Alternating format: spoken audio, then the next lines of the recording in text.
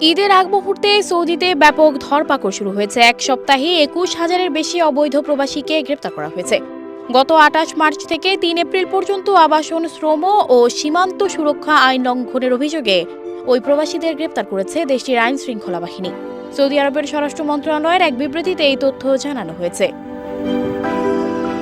Saudi আরবের রাষ্ট্রায়ত্ত বার্তা সংস্থা সৌদি প্রেস এজেন্সি বলছে, গত ৩ এপ্রিল পর্যন্ত এক সপ্তাহে দেশজুড়ে অভিযান চালিয়ে ২১,৫০৫ জন প্রবাসীকে গ্রেপ্তার করা হয়েছে। এতে বলা হয়েছে, সৌদির আবাসন আইন লঙ্ঘনের দায়ে ১৪,৩২৩ জন, সীমান্ত সুরক্ষা আইনে ৪,৭৭৮ জন এবং শ্রম আইন লঙ্ঘনের আওতায় ২,৪০৪ জনকে গ্রেপ্তার করা হয়েছে। তাদের মধ্যে ১,২৯৫ জনকে অবৈধভাবে সৌদি আরবে প্রবেশের চেষ্টার সময় গ্রেপ্তার করা হয়।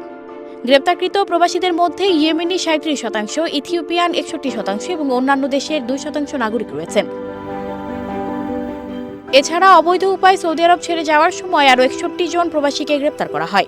একই সময় আবাসন ও কর্মবিধি লঙ্ঘনকারীদের পরিবহন ও আশ্রয় দেয়ায় সৌদিতে বসবাসরত ৯ ব্যক্তিকেও গ্রেপ্তার করা হয়েছে।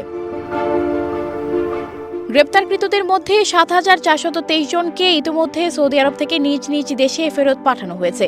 মধ্যপ্রাচ্যের এই দেশটিতে অবৈধভাবে প্রবেশে সহায়তায় চেষ্টাকারী ব্যক্তির ১৫ বছরের কারাদণ্ড এবং ১০ লাখ সৌদি রিয়াল জরিমানার বিধান রয়েছে।